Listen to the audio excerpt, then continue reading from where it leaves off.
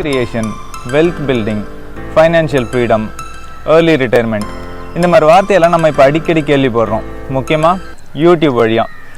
So இந்த இலக்குகளை அடையிறதுக்கு இவங்க கொடுக்குற சொல்யூஷன் நம்மளோட இன்வெஸ்ட்மெண்ட்ஸ் வந்து ஸ்டாக் மார்க்கெட் சம்மந்தமாக இருக்கணும், ஒத்துக்கலாம்.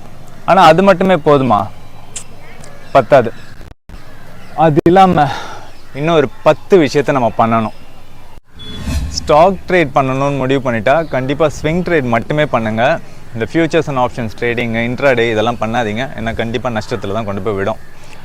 அப்புறம் ஸ்விங் ட்ரேட் பண்ணும்போது எந்த ஒரு ஸ்டாக்கையும் வந்து நஷ்டத்தில் விற்க வேண்டாம். ஒருவேளை நீங்கள் வாங்கின ஸ்டாக் வந்து விலை குறைஞ்சிருச்சுன்னா ஜஸ்ட் அதை அப்படியே விட்டுருங்க. அப்படி இல்லைன்னா பை அண்ட் டிப்ஸ், அதாவது விலை குறைய அதை வாங்கலாம். அப்புறம் குறிப்பிட்ட அளவு ஸ்டாக்ஸை வந்து கண்டிப்பாக லாங் டேர்முக்கு ஹோல்ட் பண்ணிக்கோங்க. 5 வருஷம் 10 வருஷம் 15 வருஷம் அது அவங்களோட எதிர்காலத்துக்காக அதை ஒரு ஓரமாக வைக்கிறீங்கன்னு சொல்லி வாங்கி வச்சுக்கோங்க. அப்புறம் மியூச்சுவல் ஃபண்ட்ஸில் கண்டிப்பாக இன்வெஸ்ட்மெண்ட்ஸ் இருக்கணும். ஏன்னா ஒரு ஃபண்ட் மேனேஜர் அதில் இன்வால்வ் ஆகிறதுனால அவருடைய நிபுணத்துவம், எக்ஸ்பர்டைஸை யூஸ் பண்ணிக்கிறதுக்கு அது ஒரு நல்ல சான்ஸு. அப்புறம் எஸ்ஐபி மூலமாக இன்வெஸ்ட்மெண்ட்ஸ் கண்டிப்பாக இருக்கட்டும். மாதம் ஒரு குறிப்பிட்ட தொகையை வந்து மியூச்சுவல் ஃபண்ட்ஸ்குள்ளே புஷ் பண்ணிகிட்டே இருங்க. ஏன்னா ஒரு ஸ்டாக்கோட விலை, அதை ஏற்றம் இறக்கம் ஃப்ளக்சுவேஷன்ஸ் இருக்கிறதுனால இந்த வெவ்வேறு விலைகளில் அந்த யூனிட்ஸை நம்ம வாங்கும்போது அது நம்மளுக்கு ஒரு பெரிய அட்வான்டேஜாக ஃப்யூச்சரில் வந்து நிற்கும். அப்புறம் நீங்கள் தான் உங்கள் ஃபேமிலியோட பிரெட் வின்னர், அதாவது உங்களை சார்ந்து தான் உங்களோட ஃபேமிலி இயங்குது அப்படின்னு சொல்லியிருந்தால் கண்டிப்பாக ஒரு டேர்ம் பிளான் எடுத்து வச்சுக்கோங்க. அப்புறம் ஒரு கிரெடிட் கார்டு வச்சுக்கோங்க. அது எமர்ஜென்சி எக்ஸ்பென்சஸ்க்காக மட்டும்தான்.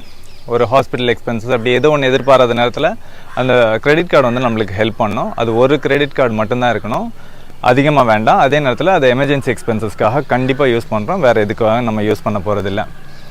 அப்புறம் இன்சூரன்ஸ் கம்பெனி ப்ரொவைட் பண்ணுற கேரண்டிட் ரிட்டர்ன்ஸ் பிளானில் ஒரு சின்ன அளவு எக்ஸ்போஷர் வச்சுக்கோங்க. செலவுகளும் முதலீடும் சேர்ந்தே பயணிக்க முடியாது. அதாவது நம்ம சம்பாதிக்கிற காசுலேருந்து மட்டும் இன்வெஸ்ட் பண்ணால் பத்தாது, நம்மளோட எக்ஸ்பென்சஸ் கட் பண்ணி இன்வெஸ்ட் பண்ண பழகணும்.